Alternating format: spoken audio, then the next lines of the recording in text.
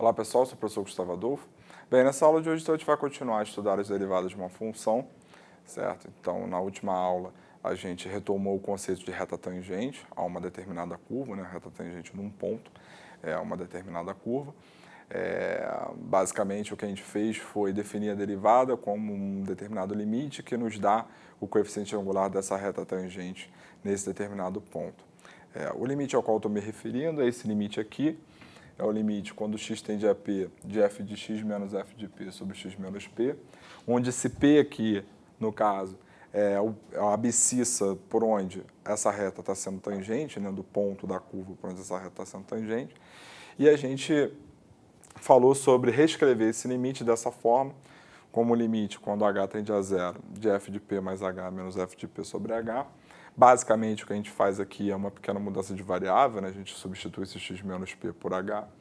Então, o x passa a ser p mais h, e aí, com isso, conforme o x tende a p, esse h então vai para zero. Então, é só uma outra maneira de escrever o mesmo limite. Para determinados problemas, escrever dessa forma simplifica um pouco as contas, mas para outros, tanto faz como tanto fez usar um ou outro, fica à vontade para qual você queira usar. E também deixei esse exercício para vocês tentarem fazer em casa. E agora vamos apresentar, então, a solução desse problema. Então, o que o problema pede aqui é a equação da reta tangente a essa hipérbole y igual a 3 sobre x, nesse ponto 3, 1. Então, especificamente, aqui, o nosso P é o 3 e esse 1 é o nosso f de P, é o nosso f de 3, né, uma vez que 3 sobre 3 dá 1. Então, se a gente quer a equação da reta tangente, né, lembrando, a equação da reduzida da reta é y igual a mx mais n, onde o m é o coeficiente angular e o n é o coeficiente linear. Tá? Então, primeiro vamos achar o coeficiente angular. Então, esse m vai ser, então, o limite. E eu vou utilizar essa segunda maneira de escrever. Então, vai ser o limite quando h tende a zero de f de 3 mais h menos f de 3 sobre h. Perfeito? O f de 3 mais h, ele então isso aqui vai ficar o limite quando o h tende a zero de 3 sobre 3 mais h, menos o f de 3, que é 1, né, que é esse f de p aqui, tudo isso sobre h. Muito bem. Então, isso aqui ficou o limite quando o h tende a zero. Bom, aqui agora, gente, então, iguala os denominadores, então vou multiplicar por 3 mais h em cima e embaixo. Então, aqui ficamos com 3 menos 3, isso dá h. Ou melhor, 3 menos 3 dá 0, então menos h em cima. Sobre quem? Sobre 3 mais h. Tudo isso sobre h. Então, esse h simplifica com esse h. Logo aqui ficou 1. Então, o que a gente tem é que esse limite, ele é o limite quando h tende a zero de menos 1 sobre h. Tá, ou melhor, menos 1 sobre 3 mais h. Bom, então conforme, né, o h tende a zero, então isso aqui vai para 3, logo esse limite então ficou menos 1/3. Então, menos 1/3 é o coeficiente angular da reta tangente, essa hipérbole nesse ponto. Então, nossa reta T, então, ela tem a equação y igual a menos 1/3 de x mais n. Então, basta achar agora o coeficiente linear. Bom, mas para achar o coeficiente linear, basta ter um ponto que, de fato, a gente tem, que é o ponto de tangência, o ponto 3, 1. Então, como 3, 1 pertence a T, então isso nos dá aqui, quando a ordenada é 1, a nossa abscissa é menos 3, que vai ficar menos 1 aqui, então vai ficar 1 igual a menos 1/3 vezes 3 mais n. Então, simplifica. Então, n é igual a 2. Se o n é igual a 2, o que a gente tem, então, é que a equação dessa reta tangente é, então, y é igual a menos x sobre 3 mais 2. Então, essa aqui é a equação da reta tangente a essa hipérbole nesse ponto 3,1.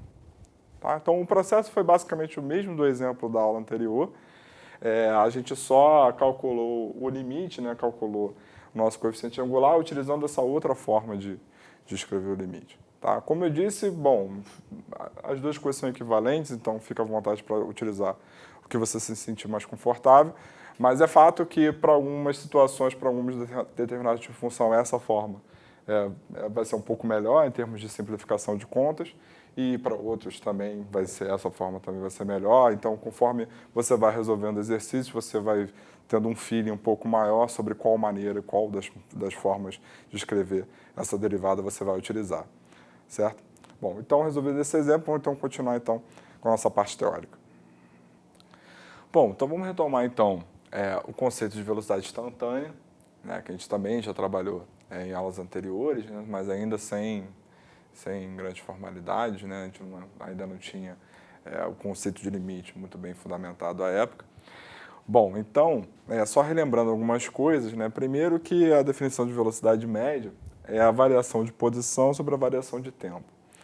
Então, considera aqui esse gráfico, essa curva, y igual a s de t, onde essa curva nos dá a posição de um móvel ao longo de um determinado tempo t.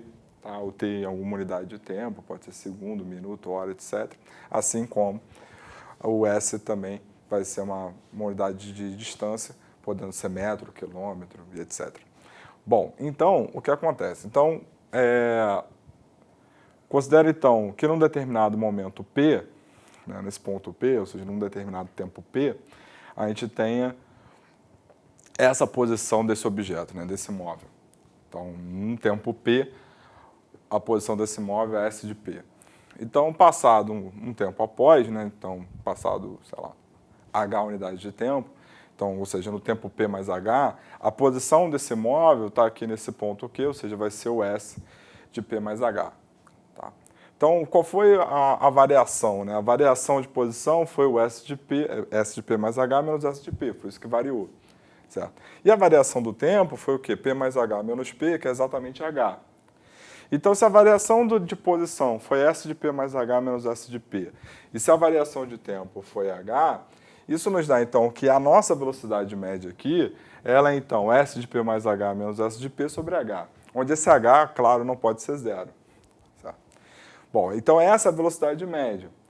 Agora, se a gente quiser, por exemplo, descobrir a velocidade exatamente nesse instante P, o que acontece? O fato de a velocidade média ter sido essa razão não significa que ele manteve essa velocidade durante todo o tempo. Até porque se ele tivesse mantido essa velocidade durante todo o tempo, o que a gente teria, né, o gráfico da variação de posição seria assim, né, seria exatamente esse segmento de reta aqui nesse intervalo. Uma vez que ele mantendo a velocidade constante, então a sua variação de posição ela é constante também. Né? Certo? Então, o que acontece? Então, o que a gente tem essa aqui representa, né? Essa inclinação representa a velocidade média. Então, se eu quero a velocidade exatamente no instante P, o que a gente tem que fazer então? A gente tem que pegar então o tempo e trazer ele próximo de P. Ou seja, em outras palavras, o que a gente tem que fazer então é pegar esse H e torná-lo cada vez menor à medida que esse tempo fique praticamente coincidente com isso. Então, essa inclinação, né, essa reta, ela vai tender a quê? Ela vai tender a essa reta tangente a essa curva da nossa variação de posição. Então, isso tem a ver com a reta tangente, que a gente já reviu. Então, a velocidade né, a velocidade instantânea, ou seja, a velocidade exatamente no instante P, vai ser dado quando? Vai ser dado à medida que esse cara vá para zero, ou seja, se vai ser dado à medida que esse cara vá para zero, então a velocidade instantânea vai ser o limite, quando h tende a zero, da nossa velocidade média.